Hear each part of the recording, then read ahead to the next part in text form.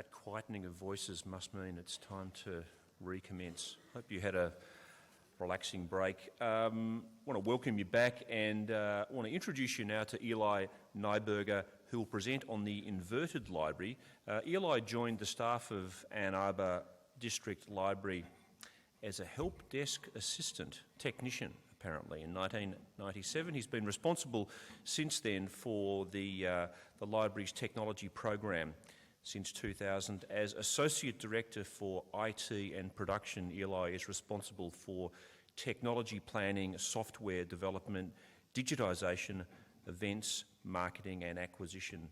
I think, as you've gathered from the conversation so far, they are all extremely key areas in terms of plotting the future for libraries. Eli is the author of Gamers in the Library, published in 2007, and contributor to O'Reilly's book, A Manifesto, and Well Played, a journal of video game criticism, produced by the Entertainment Technology Centre at Carnegie Mellon University. Eli has spoken across the US and Europe about gaming, libraries, publishing and the web, and is chairman of the Jai Foundation, working to bring internet-powered telemedicine and economic development to rural villages in the developing world. This will be a terrific presentation, I'm sure. Will you please welcome Eli? Good morning. How's everybody doing? Good? All right. This is going to be crazy. I got 90 slides, 30 minutes. Before we start, I want to take just a moment and thank our friends across the Tasman for bringing me to this side of the world. I'll be speaking at Lianza next week in Hamilton, and it's just a wonderful opportunity to get and visit some more Australia's finest libraries. And it's so amazing to be in this building and with this audience. So with that, we're going to talk about the inverted library, harnessing the creative power of internet generations to reinvent library service. And as we've been talking about this morning, wasn't it so easy when it was just about the containers? It was so easy. And the containers for a while were very precious. But we forget that it's been 500 years since the containers were precious, right? This guy came along and he messed everything up, and the scholars said, this is the end of all knowledge because no one will ever again be able to know everything. Therefore, there will no longer be scholarship or the academy. Well, I think scholarship and the academy have done just fine during those years. But in the intervening time, libraries have come, as we've heard several times today, the book temple, right, to the place of books. And really, we're in this situation now where as the book is becoming outmoded as an efficient or convenient means of information delivery, the generation that grew up where the library was nothing more than books now says, well, now that I have my Kindle or my ebook, I don't need libraries, right? Now the younger ones, the millennials, we got them. They are growing up with a more expansive definition of what a library is. And really it's a challenge of getting through perhaps the next 20 years when a generation is in power that had mean librarians when they were growing up and think that they don't need them anymore. And I'll get back at her, it'll show that what is. And it's not just librarians. There is increasingly sort of suspicion of knowledge, and it's not anything new. You can see this image from the 1800s showing the evil teacher, professor, stuffing the fine young innocent mind full of foul ideas. But the library's position in society started with the scholar. The scholar created the work, or the scribe duplicated the work, made a copy when copies were labor intensive. And the library collected these copies, collected the works, and then that was the intermediary between the scholar and the audience. And it was about coming to a place where all this stuff was pulled together. The book was rare, it was precious, it was uncommon. Well, now books are neither rare nor precious nor uncommon. They're a commodity. They're interchangeable. They're all over the place. It's an explosion of literature, which really is the golden age of reading and writing. More humans are reading and writing than at any point in human history, and yet we're often concerned about the death of the book and the death of reading, and librarians are often at the forefront about worrying about such things like that. Here's a wonderful quote. If we were to set out to deliberately undermine the future of our country, to rob our future generations of the ability to think, to talk, to read, to act with intelligence, we could have no more effective weapon than the comic book. And who was it? This Cassandra? This was Library Journal, Youth Librarians Can Defeat Comics from 1948. And let's take a moment and think about what was happening in 1948 as the comic book was bringing classes into reading, economic classes into reading, that had not previously been a part of the activity. And librarians are saying, all these people are coming into reading, we've got to stop it, right? Well, all the way back to these kids and their chewed up leaf sponges, whatever children have been into has been the downfall of society for millennia. This is not anything new. Now, what is new is this thing. Anyone know what this is? It's the first transistor. All it is a little piece of material that lets electricity through if there's charge on one side and doesn't let electricity through if there isn't charge on the other side. That's all it is. And everything that we have today in our digital world is because of the semiconductor, the weird piece of material that can be turned on and off by electric charge. That led to the world that we have today. And one thing that we tend to overestimate and forget about is that we think the internet revolution, the information revolution, is something that is done, right? Well, the industrial revolution still isn't done, right? But it ultimately touched almost every corner of the universe, or almost every corner of Earth, rather. When you see the indigenous tribes that are newly discovered, they're wearing Space Jam t-shirts, right? It got to them somehow. The Industrial Revolution touched even the most remote corners of the globe. That will happen with the internet, but we're a long, long way from that happening. By some estimates, if you count every device, every corner of the earth, the internet has touched less than 15% of human society. So it's got a long way to go. The internet revolution is not something that's over. It's something that's barely begun. And we are roughly at the stage where, as to look at industrial revolution similarities, we're at the same stage where they first figured out that maybe interchangeable parts are a good thing.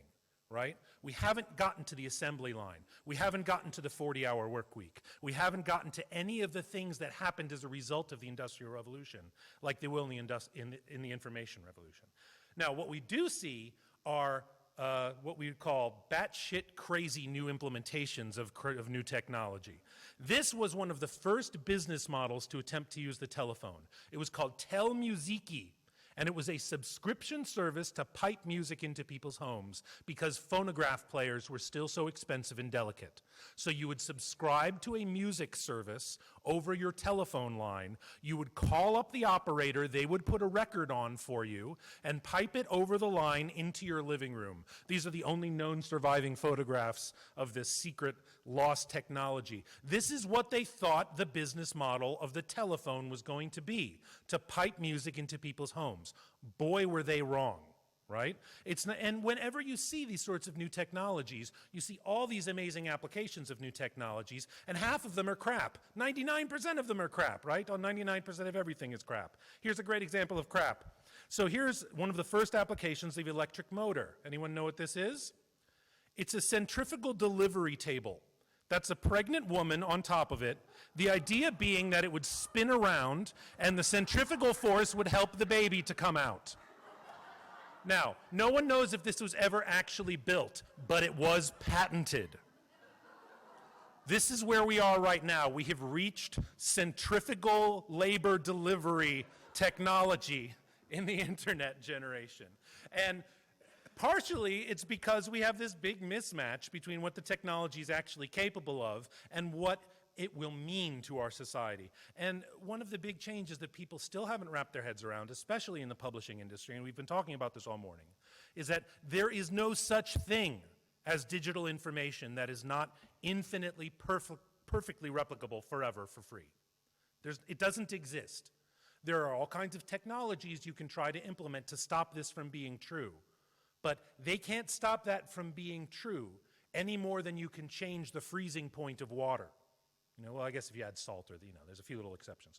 But the key is that fact completely breaks the scarcity-powered economic model of publishing. Publishing depends on scarcity to turn a profit, and publishing depends on profit to exist, right? I've heard librarians say things like, these publishers, it's like they're in it for the money. Correct, right? But they are no more an inalienable and central part of our culture than the Iceman was, right?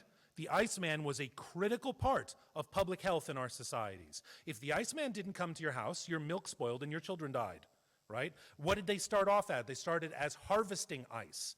Then they were the only ones who could make ice because refrigerators were so big and complex. They could only happen in factories. Then they went to gas stations, right?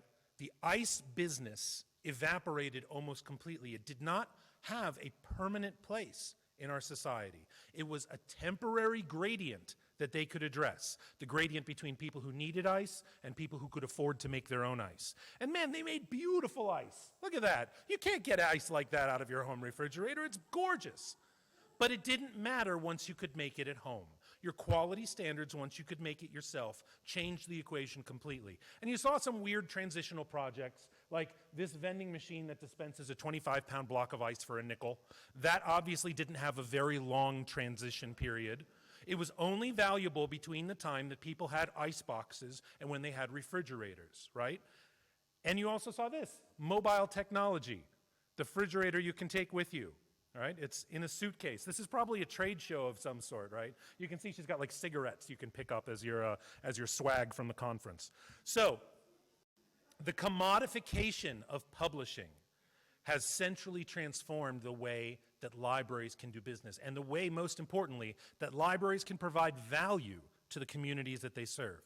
We don't want to wind up in this sort of situation where we are preserving and distributing material that people can already get for themselves, right? Well, that's kind of where we are already, because now we have this thing, this amazing network of transistors and servers and copper wires and fiber wires that spans the entire globe, and happened very quickly and nobody really understands it. But it has the end result of that any document on any box anywhere in the world can be retrieved by you in milliseconds. That's transformative. But where does the library add value to that equation? How can the library provide value when someone can already retrieve a document from a server halfway around the world immediately at no cost with very little intervention? But also, it's not just that they can retrieve information from a global audience immediately. It's that they can provide information to a global audience immediately. Clay Shirky, who's written a number of wonderful books, has an excellent quote about the future of publishing. He says, "Publishing used to be an industry, now it's a button." There is no value add in publishing beyond the change they make to the work itself, right? And the biggest problem for publishing economically is that they are extracting more than their share from the transaction, right? When you go with a publisher, if you get a really good deal, what do you get? 10% of the net? If you get a really good deal and your agent beat them up, right? That is not their fair share of the equation. If the things that we will call publishing in the future will be taking more like an eBay-sized chunk of the transaction, which is 2 to 3%, than a Simon & Schuster-sized chunk of the transaction, which is 80 to 90%, right? Can they survive on their Times Square rents at only 2 to 3% of the sale price, especially as the sale price continues to collapse? Now, there's the other part of it about reaching a global audience, and that's that amazing things can happen, right? This is Justin Bieber's first post to YouTube, right? Now it has 38 million views. Someone took him and said, "Kid, we're going to make you a star." Get that kid a monkey, right? The whole story about Justin Bieber and his seized monkey at the German border. It's inevitable that this sort of thing happens. But the global network was what allowed him to catch the interest of something that previously the industries would have had to spend money and time scouting for, right? They didn't have to spend any money to discover Justin Bieber. They saw him and they saw the talent and they said, "We're going to make a star out of this kid," and they did. And we'll see, time will tell, right? Now, the other part of this is that the explosion of information around the web has meant a different bar of quality, right? Can we say it that way? This is a big phenomenon. Librarians are horrified, not because it's dirty, but because it's terrible, right? It's just awful. We can't stand it. But is there really such a difference between this and Harry's pregnant? Right? This is fan fiction from the Harry Potter fandom world. Loss and Pain by Lowell Luca. Harry Potter is pregnant with Draco Malfoy's child, but Draco doesn't want to be involved. All right? International bestseller, international laughingstock. It's a very thin line, right? And that's because this line between creator and consumer is getting blurrier and blurrier all the time. Sometimes the creator is the consumer, sometimes the consumer is the creator, sometimes consumers do business with consumers, sometimes creators do business with creators. That line just gets blurrier and blurrier. And the reality is that we are in this world where whatever you want, you got it. Right? All you got to know is the magic words to type into the magic box, and you have exactly what it is that you're looking for, whether it's a weapon or trashy fan fiction or Justin Bieber or all of the above. So where does that leave the library when our primary perceived value, not our actual value, but our perceived value, is that we're the place you can get books, right? Well, there's a lot of places you can get books now. Everywhere you can get books. These are all American chains, including the ridiculous King Soopers. That's a local Colorado thing with a terrible name. So, all these places have books. Even Walgreens, the drugstore, has all the bestsellers. These are not things that are rare or hard to get a hold of in the community anymore. In many of these places, they're selling it below the cover price. In many places, they're selling it as a loss because they got to get rid of it because they bought too many of them. And when you think about the access issue, we are certainly in this time now of transition, just like it was in the early days of the telephone, the telegraph, the television. These things had adoption curves that were slow. It took a decade or more for television to get fully adopted. It took 2 decades for the telephone to get adopted. It took about 5 years for the internet to reach the same level of audience that it took television a decade to get. It's going faster and faster. Not that the digital divide isn't real. But the best way I have to think about it is there a refrigeration divide? Refrigeration is a mature technology. It is ubiquitous. It's in everyone's home, almost regardless of their level of income. You even see, for example, in the US, there was a study that said 93% of people living under the poverty line have a refrigerator in their home. That's what a mature technology looks like. And today's $600 slab is tomorrow's cereal breakfast pack-in, right? The technology problem is changing quickly, and libraries have a role to play in helping with the digital divide, but we can't stake our value on it because it's not forever. It will change over time, and it will become more ubiquitous. So this brings us to sort of our key point. We tend to think that libraries have value to their community because we provide free access. We know there's not a single thing that's free about libraries, right? Libraries cost money. They cost real money. In many cases, it's only free because you already paid in some form, right? But libraries aren't valued because they provide free access. Libraries are valued because they provide unique opportunities to their communities. It used to be that getting your hands on a book without having to buy it was a unique opportunity. That's no longer a unique opportunity in our communities. That's becoming ubiquitous all over the place. Even the bookstores that still exist that are making through the transition, they don't care if you sit there and read all day. And increasingly, authors are finding that they can make more money and build a bigger audience by giving their work away than by attempting to monetize it directly. They monetize their audience, not their access. It's a very different business model. And when you look at the creators now who are building a business that's web native, they do not prevent access to people who haven't paid. They have extra things for people who do pay. Paying becomes something optional that a fan does to engage with their favorite creators, not something that is essential to even get in to the show. So that brings us to ebooks, right? And I remember I saw earlier today the wonderful news that there are $20 million spent on ebooks in Australia in 2010. How much do you think was spent on pet food in Australia in 2010? $2.8 billion, all right? $20 million spent on ebooks in 2010, that's $1 per person, right? Is that the future of media? Something that an entire country spends $1 annually to support? And sure, it will grow a little bit. But one thing that we're seeing in the US, which for a number of unfair reasons we're a little bit ahead of the curve, one thing we see in the US is that ebook sales have totally flattened. 2010, 2011, 5, 10, even 15% growth. From 2011 to 2012, 0.1% growth. The ebook boom has come and gone in the US. And frankly, it didn't change shit. This is not a big difference. This is not a big change. And the other thing about it, there was the great question earlier about the iPod and that transformative moment of when you put your music on it. Well, a big part of, I think, the reason is we were accustomed to format changes in music, right? Format changes in music is something that we all grew up with, right? 8-tracks, cassettes, LPs, CDs, and now it was the latest format shift. But none of us had lived through a format shift in print. Although it's interesting because the publishers will tell you that they lived through a format shift in print. I had one of the senior VPs at HarperCollins say to me that, you think this is bad, you should have been around when paperbacks came out. Because it just about killed their business. Because they had little competitors nipping at their heels from the bottom, and they found that their audience didn't care about quality as much as they thought they did. And what better evidence of that than 50 Shades do we need, right? So I have to throw this in. This is Sudden Clarity Clarence. This is a wonderful meme. Does anyone know where this meme comes from? This is a photograph from Schoolies. This is totally Queensland. This is a Queensland meme.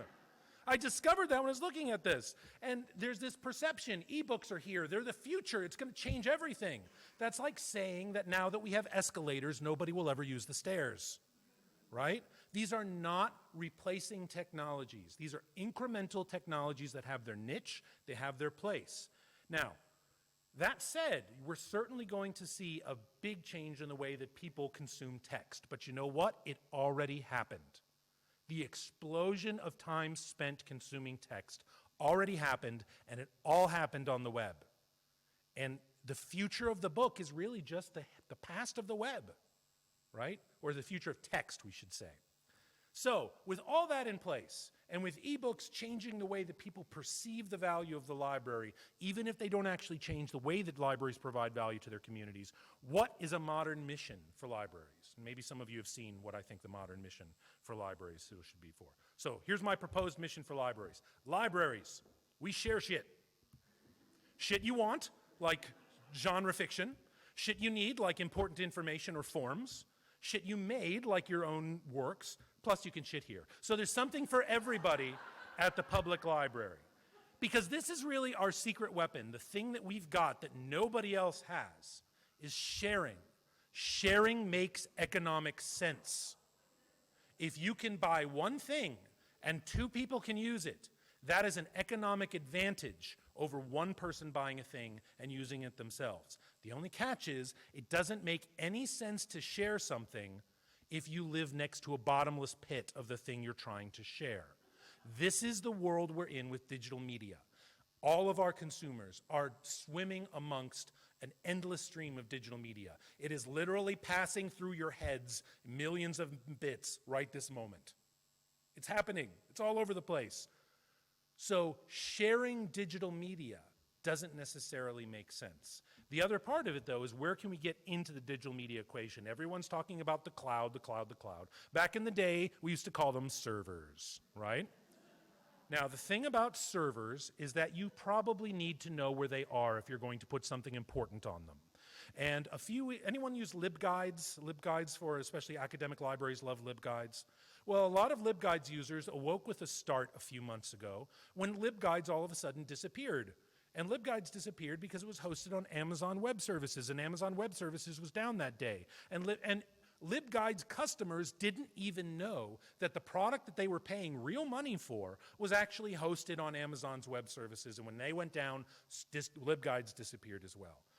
If you don't know where your information is, then it's not yours. It's someone else's. And it's increasingly important for libraries to, just as we have for millennia, not decades, not centuries, but millennia, take responsibility for the safeguarding of the information of our communities. That means you can't put it on some server that you don't even know where it is. It needs to be on your server, under your control, in your building.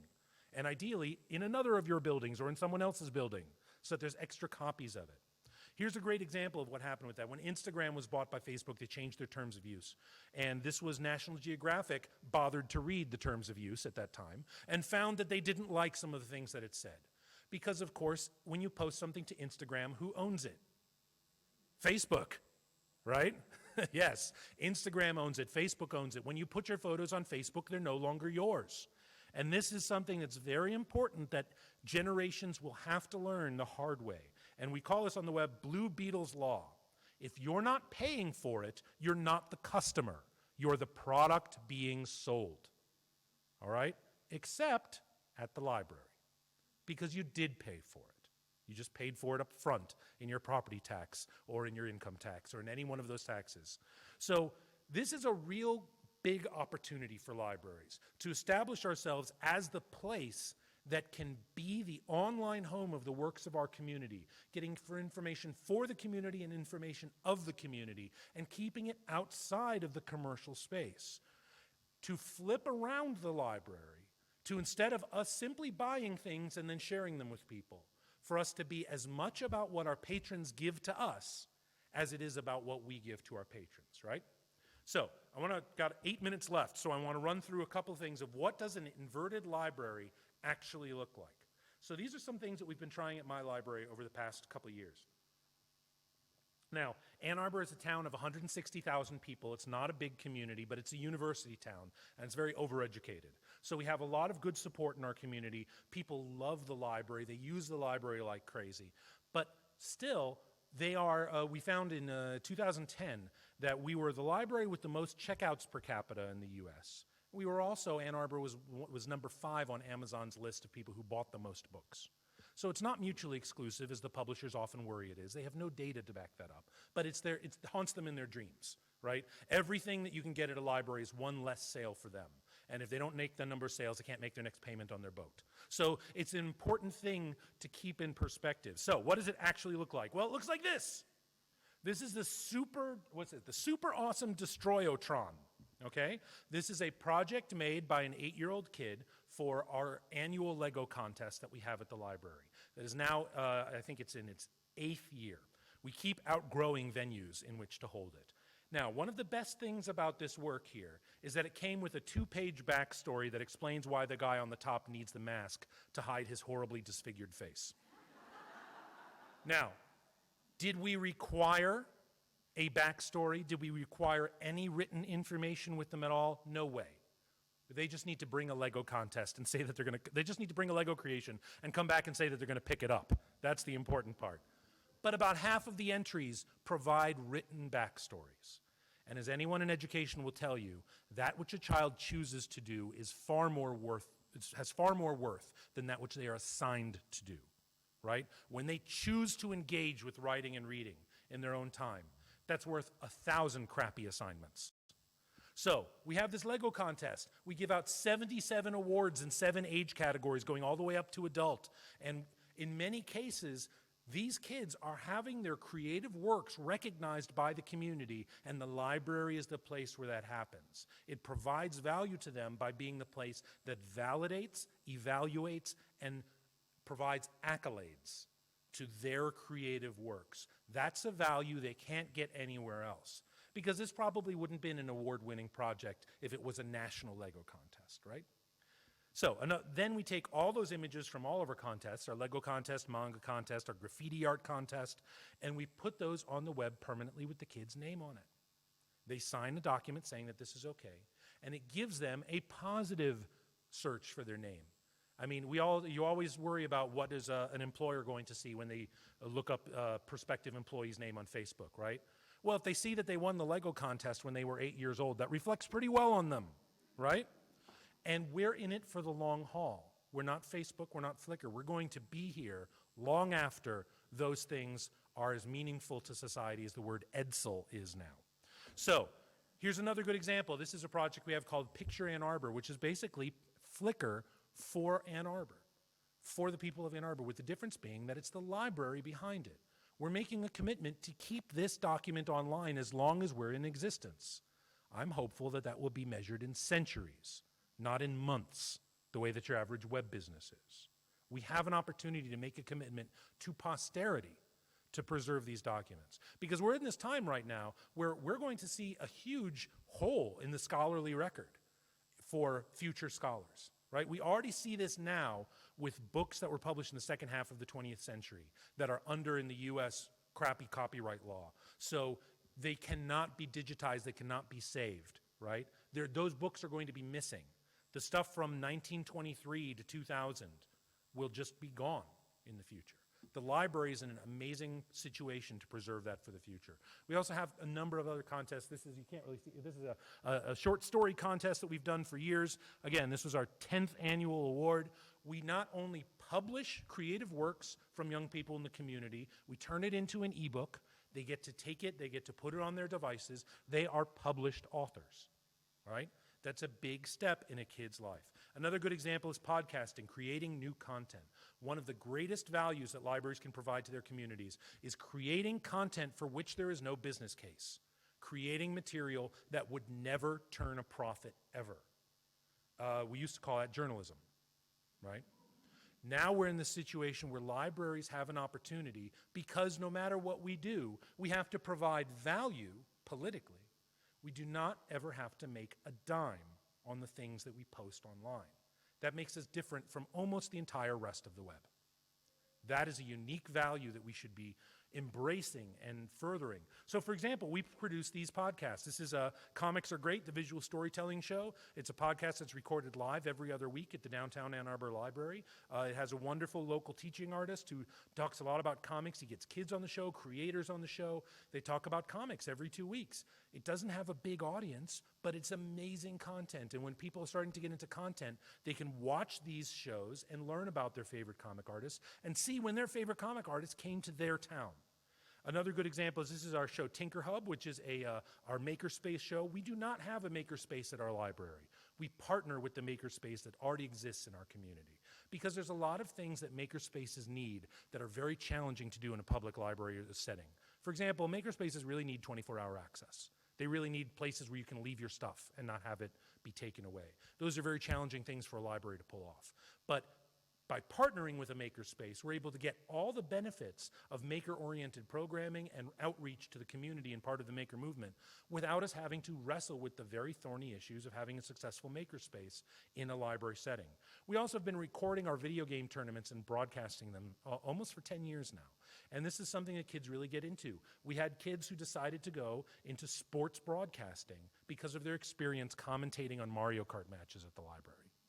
That's a great opportunity. We also have a number of other contests. Our Logo Remix contest, another good example. Library Lego League is a one-day event where kids are given a Lego Mindstorm set and a challenge to perform, and they are not told anything else. It's not a class. It's not instruction. It is a framework for self-discovery, which is what libraries have been, again, for centuries. Scratch is another great example. It's super easy, very approachable. We do Scratch contests. We do Scratch programming events. This is a great example. There's a guy in town who does fan puppet shows based on Avatar: The Last Airbender. Okay? So we had him come to the library not to do a puppet show, but to do a program about making your own fan videos. So he got out all of his equipment, he shot on the green screen in front of the audience, a little scene. Then in front of the audience, he took this into his laptop and showed the audience how to add fire into the girl's hand, how to put in a backdrop, how to add music effects, all with free software and tools that they can use at the library. So it's not about give a man a fish. It's about teach the man to fish. Teach them to create, not teach them to consume. There's enough institutions that are about teaching to consume. Now, the other part is that at libraries, we have these amazing infrastructures for circulating physical materials, right? It's really fantastic. We've been doing it for centuries. We're very good at circulating materials. Now, the only problem is all these things are kind of rapidly losing their value, all right? But it's going to be a long time before you can download one of these things, a telescope or a cake pan or ukulele. So what we're in situation of doing now is you taking our infrastructure for distributing physical items and sharing physical items that are actually scarce and not infinitely replicable for free, and developing collections based around them. And if you can find items that are a medium cost, and for us that's up to $1,000, plus a short duration of use, as in something that you only need for a week or two, and something you don't need all the time, as in a lawnmower is not a good candidate for this type of thing. That's a sweet spot. So we're circulating, as many libraries do, energy meters, but we also are doing telescopes, all kinds of electronic musical instruments, and we are circulating a human skeleton in a body bag that you can check out and take home. Teachers are checking them out. All kinds of users are interested in these materials because they help them achieve their own self-directed educational goals. Our local comic artists developed this wonderful little comic. This is just the top half that shows instructions that go with, because we know we're a library. We know if we put the instructions in there, nobody will read them. So we made a comic that shows you exactly what you need to know about using the telescope, because if you've never used a Dobsonian before, it isn't necessarily immediately intuitive. For example, when you look through it, everything is upside down. You think you did it wrong. Another good example, these are called red meters. They are data collection meters intended to be used by kids. They're amazing little devices, and what I love about them is that they're more like the way that science is actually done than your average elementary school science fair project is. Science fair projects are still doing the thing with the purple cabbage juice and the pH testing, you know. You put in the purple cabbage juice, you see if it changes color. That's great, but scientists don't use purple cabbage juice to measure pH anymore, right? They have devices that do that. That's what science is using devices to collect data. These things store their data in Excel format on a USB stick, so their parents probably can even actually help them with it. So that's a great opportunity. In our music collection, we've got local artists and musicians who are checking out these devices in time for their studio time, so they can use these obscure, unusual, unique electronic devices. It's not just things they can't get anywhere else, it's things that don't exist anywhere else. We are commissioning creation of new electronic musical instruments to include in our collection. We imported a Mexican ribbon synthesizer. It came with 18 stamps on the front of it. It got delayed in customs for 2 weeks. That's not something you can get at Best Buy or the equivalent electronic shop. Here's just a quick look at what our catalog looks like. And then really quick, because I'm running out of time, our summer game is something that we started doing 3 years ago. And basically, we've discovered that by taking the word reading out of our summer reading program, everybody read a lot more. So that's a very big and powerful cautionary tale for libraries.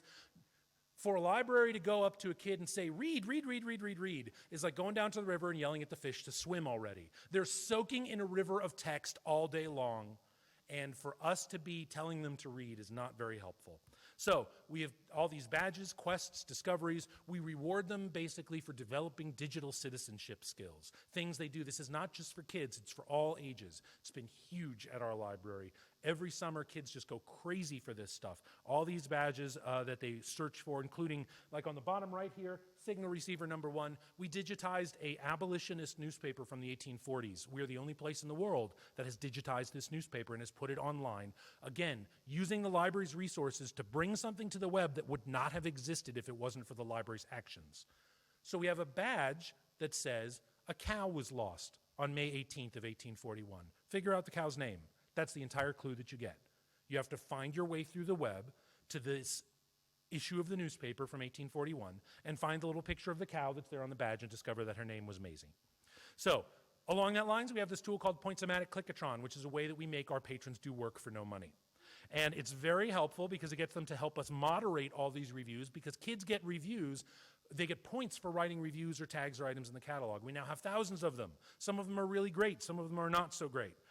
So we give our players points for moderating our reviews. So they're moderating themselves. There are other things that work exactly like this. Reddit is one of them. We also have our photomic describerator mode, where we ask them to enter a word to describe photos from the now defunct Ann Arbor News. We took possession of our photo archive of 800,000 photos, and we are using the public to tell us what is in all those photos. The other thing we do is OCR correction.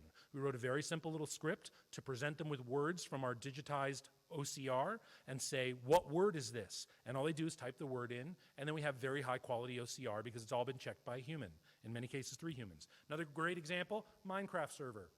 It is transformative for children to realize that their library knows what Minecraft is, and more to the point, can operate a professional Minecraft server. You know what the thing is that blows their minds the most? That it's not, that you get to this Minecraft server by name.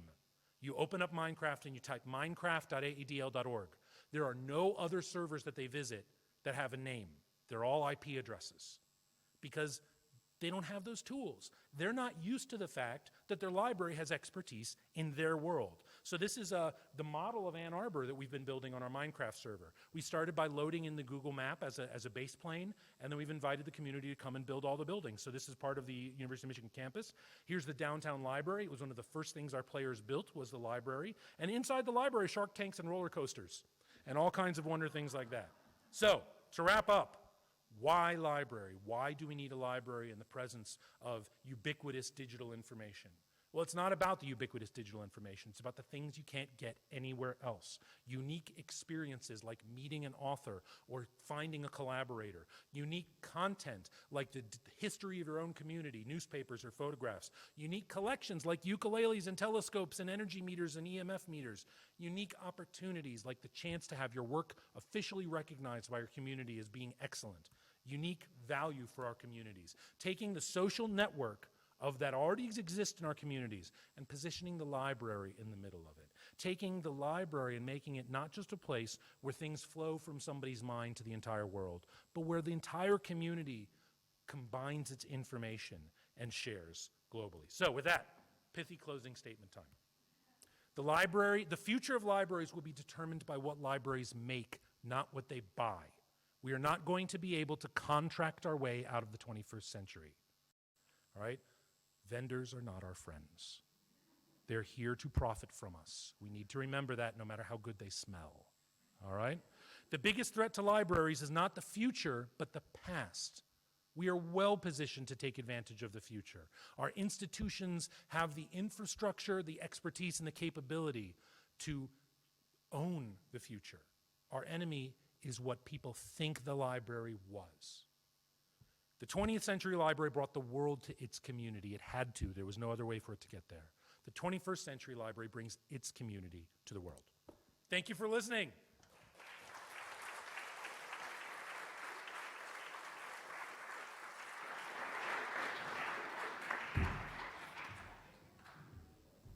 Wow. There's some food for thought.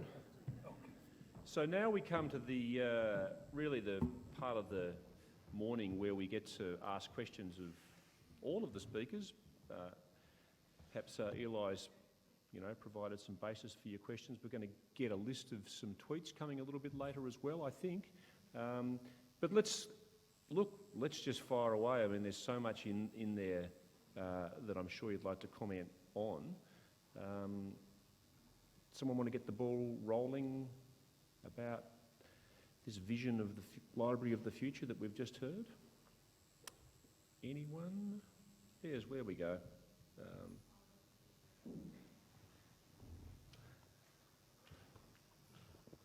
I don't know really if I want to ask this question after Eli's just sort of basically nailed everything, but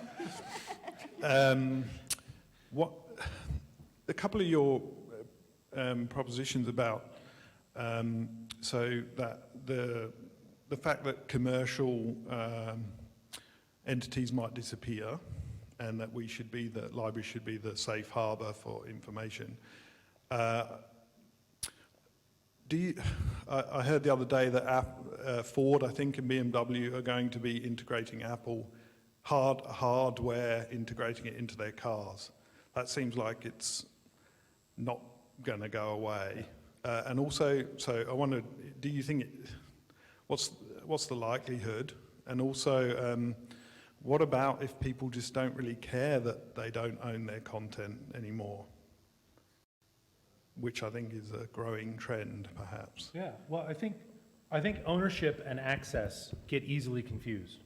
And one of the things, it's much more important, especially for commercial content that has relatively short lifespan, that libraries provide access, not necessarily ownership. I don't think it's that important for us to own 50 Shades of Grey permanently.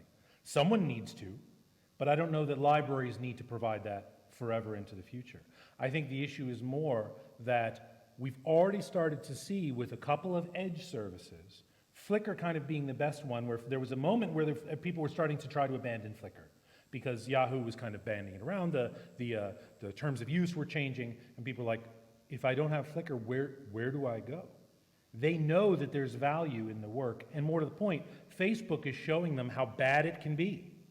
That if you upload your photo to Facebook, you might see it in an advert the next week. And you signed explicitly saying that they could do this. That's really, I think, a big opportunity for libraries, is being the place where you can give us your content and it's still yours. They may not care if we own a copy of 50 Shades of Grey or if we license a copy of 50 Shades of Grey, and I don't either. But they probably care who's controlling their images, right? I mean, because every time that comes up on Facebook, people are like, oh my God, how could they do this, right? But that's the agreement that they signed in all the pages and pages that people click right past. So I think that it's definitely the case where right now we're in this spot, it's kind of a honeymoon period for the cloud, right? Where people are like, oh, this is great, I can share this stuff all over the place. And it's just starting to emerge Mostly, and you see it because it's the technologists who are sounding the alarm.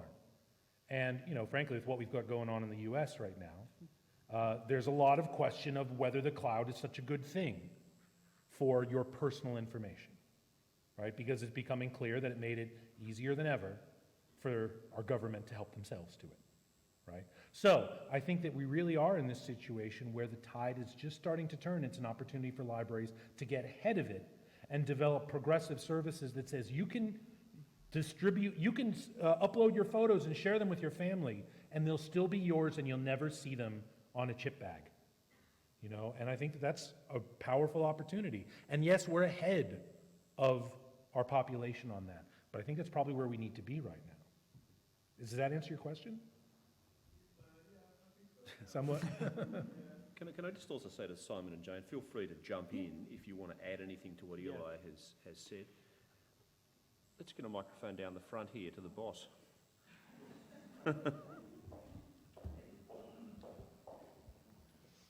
Thanks. I was excited to hear your presentation, Eli, because you very eloquently expressed the kind of ideas that we regularly express here in the library.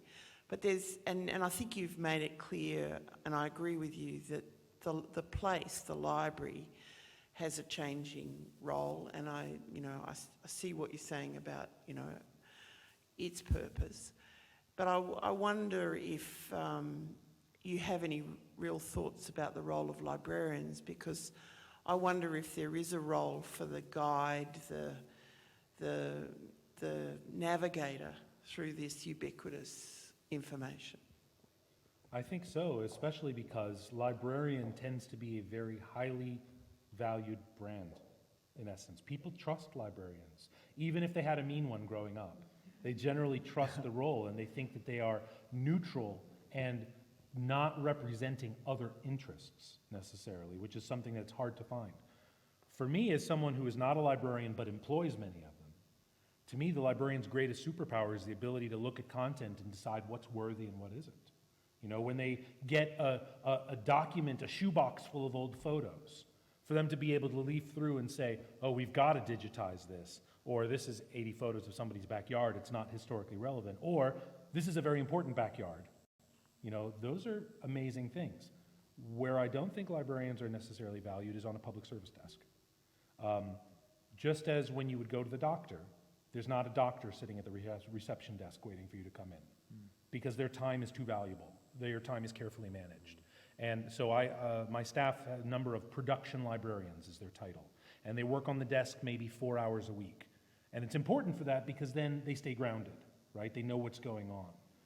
But all the rest of their time, they're creating new things that didn't happen otherwise. And I think that's a golden role for the librarian going forward, is to create content. I think it's becoming especially important for kids that are coming through now.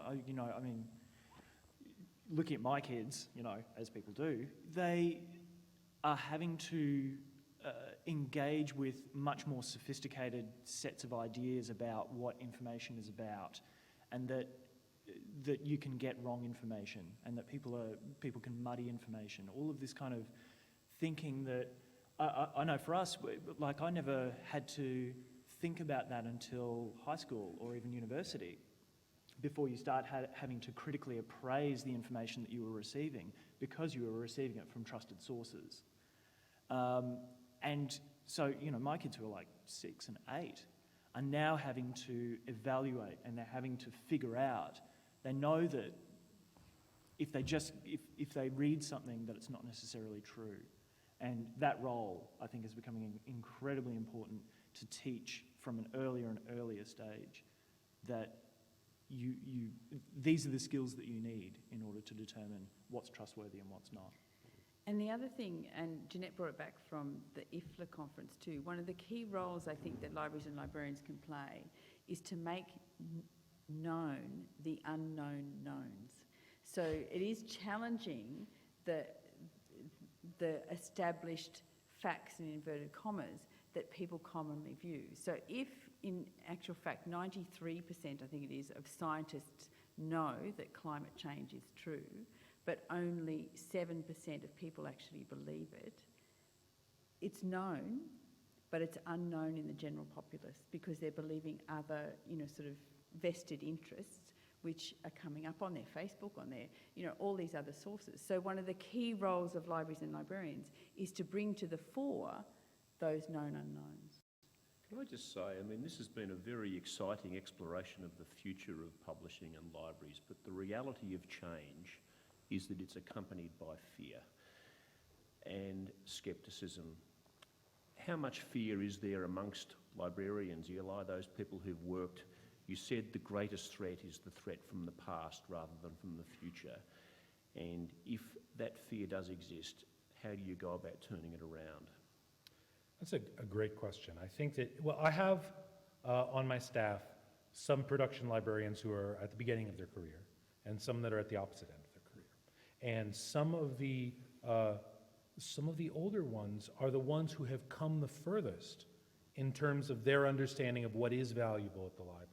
And I've seen individuals who, when I started the library 15 years ago, were saying, well, we have to have that subscription database that costs $20,000 a year because we have to have it.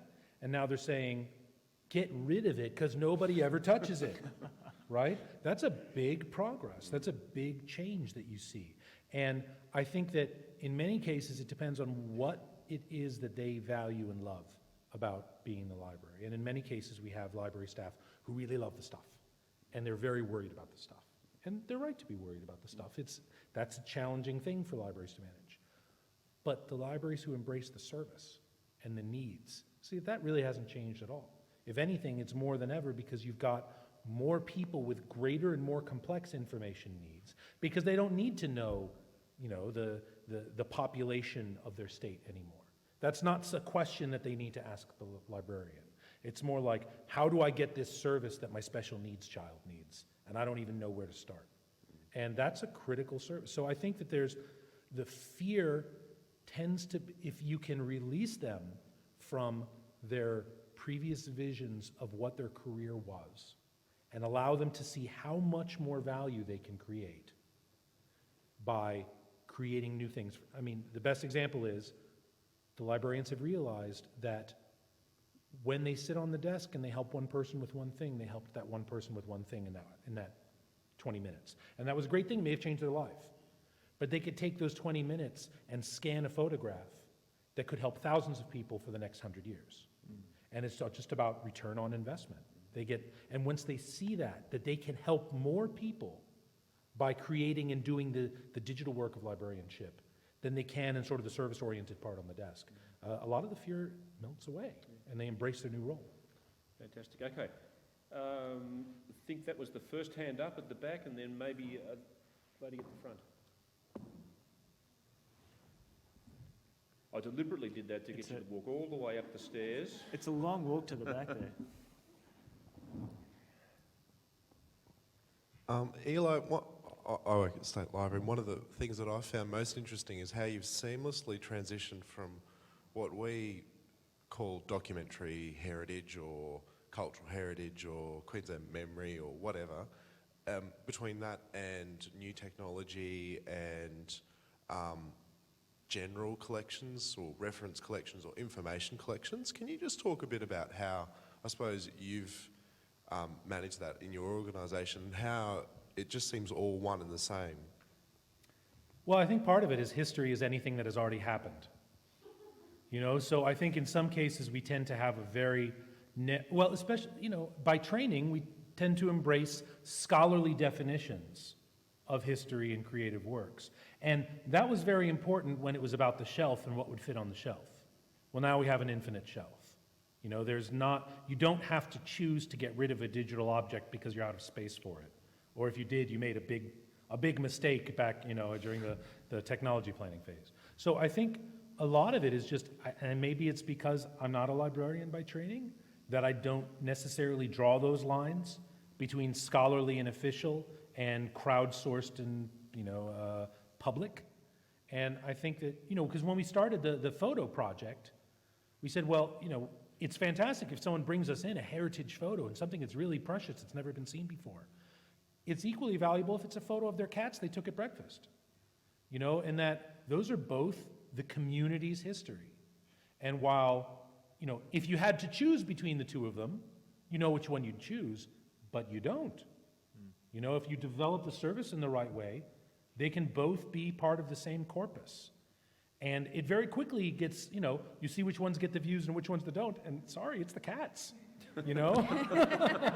I was going to say, you know, it's very easy to look at those two things and say, well, this one is more valuable than the other one, but, you know, the other one was taken this morning. We don't know whether that cat might somehow be significant in the future. That's right. But the other issue is you might treat the heritage one that nobody's ever seen before in a preservation sense that you might not do with the cats, but you might keep one of the cats and not the 3 that they took. Well, and yes, that's right. Although, you know, we run into this a little bit with our negatives because we have every photograph the newspaper ever shot, right? So, you know, they took maybe 12 shots and then only one of them is really any good. And how do you make that decision? But that's stuff that we are in a position of curating.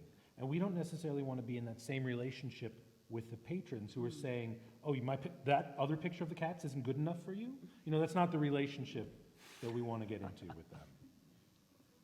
Because Flickr wouldn't care. You know, that's the bar that's been set. Yeah. Okay, was there a question down the front here? Yep, okay, one here, good.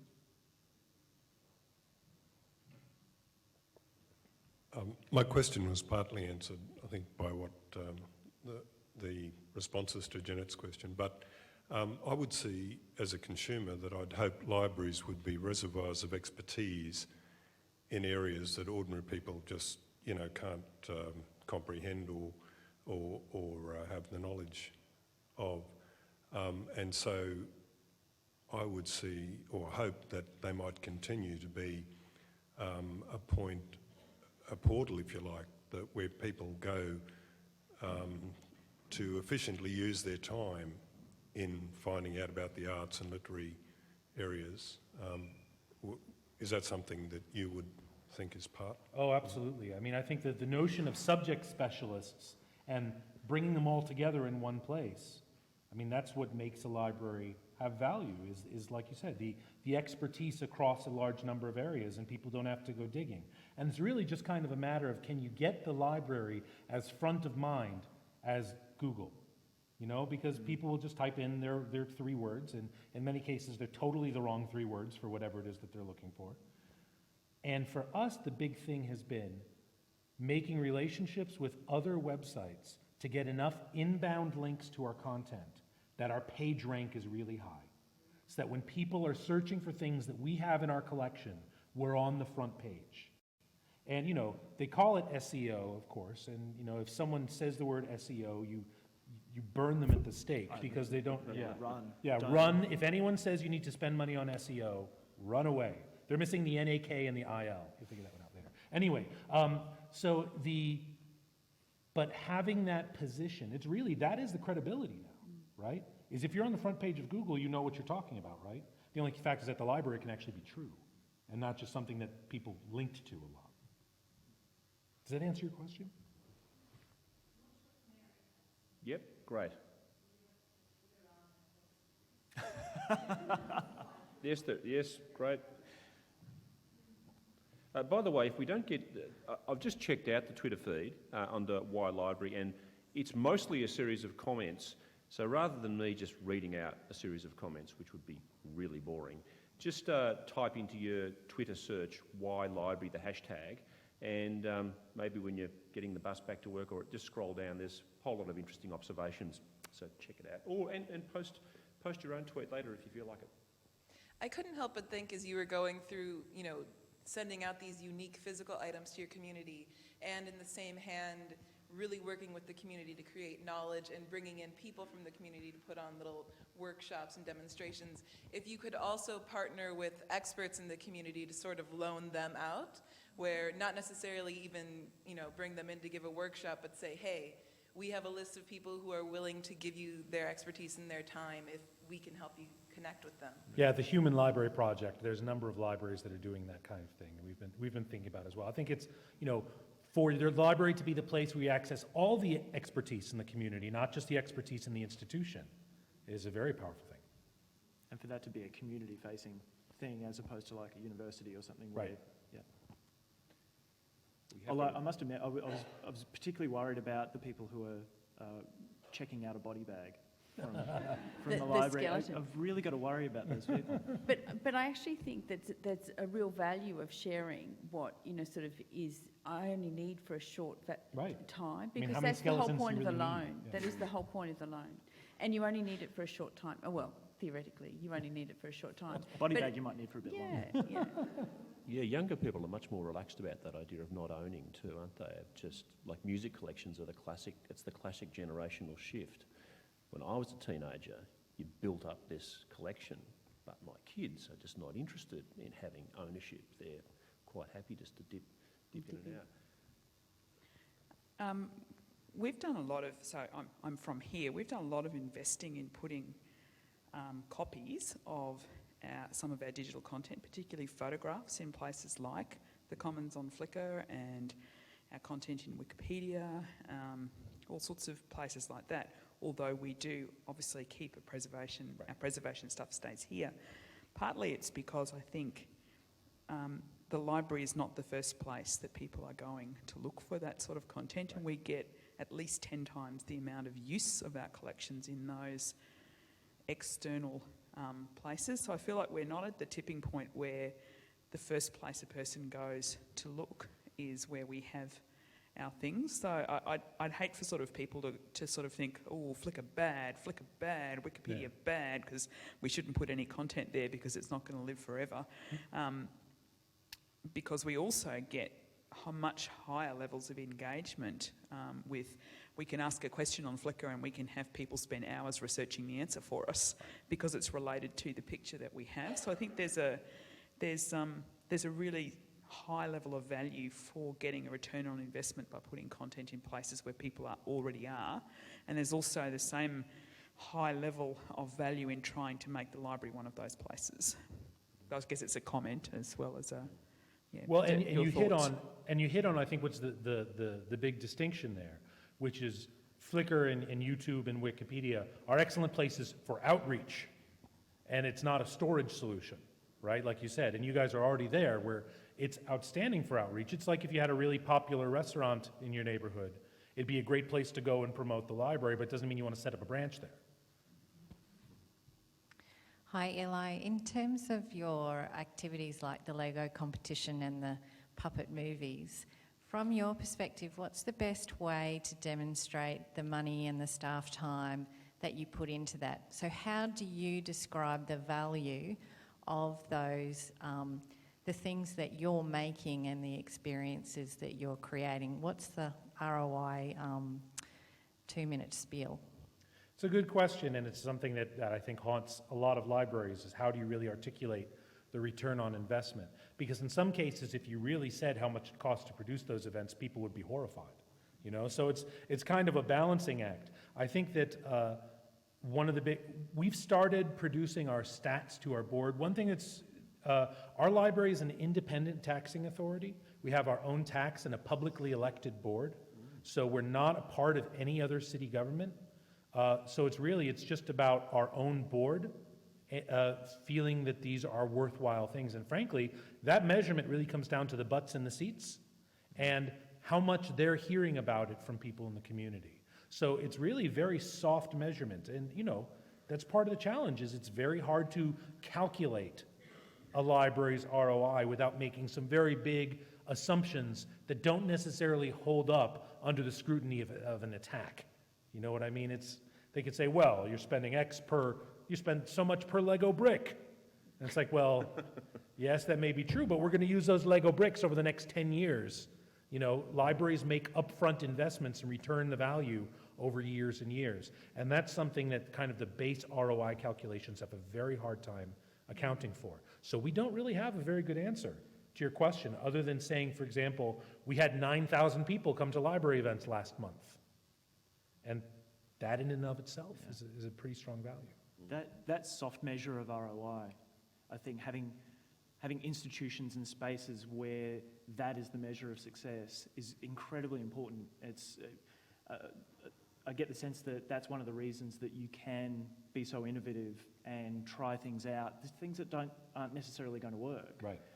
And we are operating under a similar sort of paradigm with IFBook. We're trying things that we have no idea whether they're going to work. We don't know what kind of knowledge or ideas might come out of it, but we know that X number of people read this work. And it's the same, I think, for all libraries, is the challenge of what do we measure and what do the measurements mean. And sometimes it's, yes, here's the quantity of the visits, sort of we have this many people coming, so we still need the building.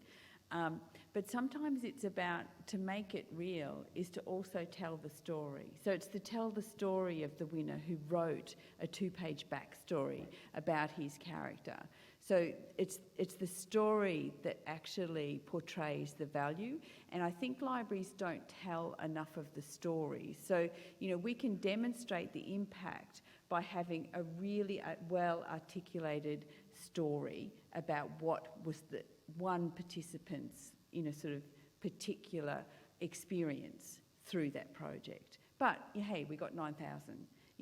But this was the one, and so this demonstrates the impact. But I also think that we in libraries need to really understand what our board or what our council, sort of what our state government, what our minister wants from the measure. Thinking about that is how you develop the measure. You might have to change their perception of how they see the measurement too. One of the questions I had actually was, does the Library of the Future cost more money or less money if you're getting rid of the $20,000 subscription that you no longer need? Does that free you up to spend on other things that then become your core business? What are the financial implications of some of the things that both Jane and Eli have spoken about? Well, I think one thing is, just to use that as a specific example, when we are able to free up a big chunk of money like that because of an underused subscription database, we tend to then turn it around and put it into licensing for stuff that people do actually use. So we have a direct licensing program where we approach rights holders directly and say, we're going to pay you a set fee for unlimited distribution of your digital works for a set period of time. And we're talking about that now with a youth nonfiction publisher that has a bunch of amazing books about Arduino and, all sort of just exactly the right sort of stuff. And it's kind of a no-brainer to take the money that you would have put into a subscription database with 10 users and build a collection then of 10,000 items that has appeal much broader. And I think it's really, you take the same amount of money and instead of spending it on a very small audience, you spend it on a much larger audience. And I think the other thing that libraries need to be willing to do is to experiment and pilot, so actually allow a little bit of money for that. And by the way, for Alice, I just need $1 million. If you've got a spare $1 million, see me later, I've got a deal for you. Okay. Can we get a microphone down to the front? I'll write you a check. And was that signal, did you have a tweet that, or? Okay. I just wanted to respond to that question about what would you do if you're spending less on the external resources. And I agree with what Eli's saying, but you have to also recognise that with the ubiquity of information and the need for us to selectively gather and preserve that content so it's there in 20, 30, maybe 100 years' time, there's a huge overhead in actually selecting and curating and processing. So I don't think we can ever say that we're going to be able to do all this on less money. Right. It was actually an answer to Paul's question. He's been a bit distracted, so he probably didn't hear it. It's what social media does, it distracts you. If libraries should provide a unique proposition, when do we stop doing what others are doing well, is the question from the State Library of Queensland Edge. Anyone want to offer an answer to that? Now. It's a short answer. Yeah. We should, and see, some people are invested in it. I think it's what Eli talked about, is some people have invested quite a lot of themselves in stuff that we're doing that is not necessary. So we have to take our egos out of it and go, that's being delivered in that way. No, it's not as good as you do it, Paul. I'm sorry, you're a brilliant journalist, but in actual fact, that's happening somewhere else. So do you know what I mean? It's about taking the ego out. So really, we have to stop doing it now. So can I just say, if you're putting RFID in and doing self-check, then no one is on the desk. Do you know what I mean? Like, you cannot have it. Don't tell me that I do it better than the self-check. Don't tell me that. I don't care. There's got to be another way that you can interact with the customer. It doesn't have to be at the end of the time. It can be developing new content for the customer because you've made a self-checkout. Woolworths does not man those other desks. Do we have... This will have to be the final question. Okay, pressure's on. One of the challenges I'm facing, I buy the young adult content for a large library service. What I'm finding now is that Mortal Instruments, they want the print, the e-audio, the e-book, the movie, possibly the graphic novel, and that's playing havoc with my budget because I want a well-rounded collection of lots of things that they need to discover.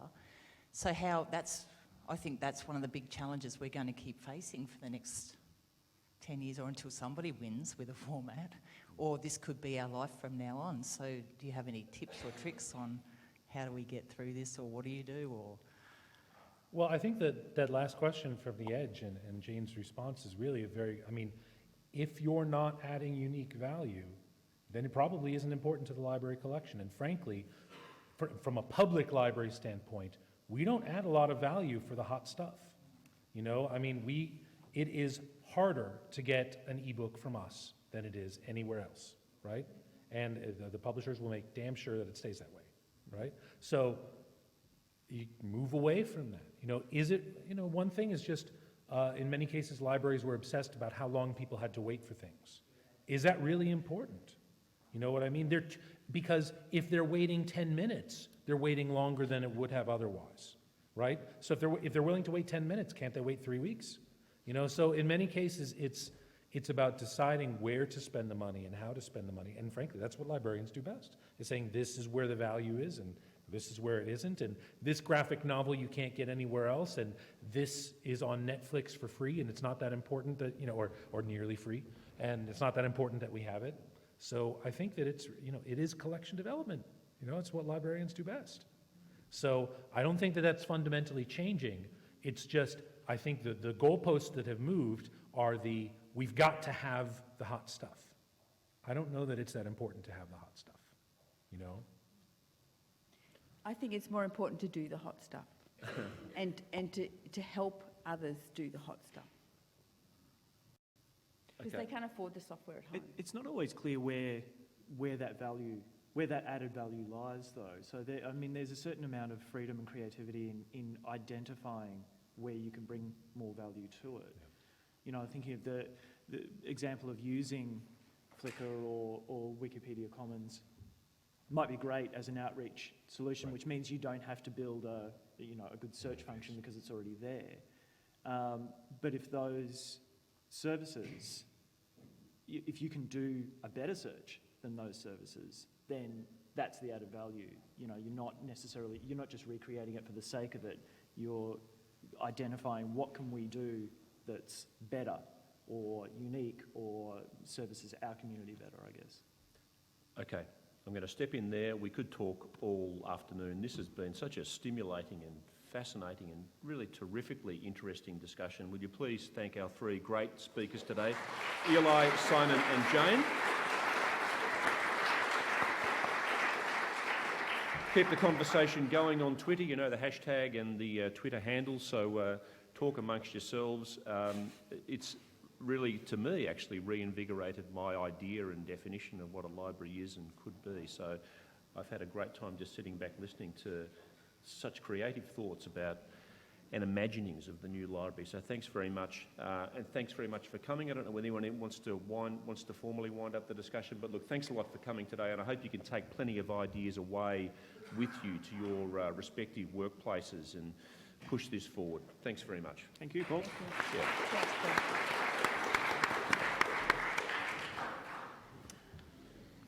Wow, great stuff. Really good.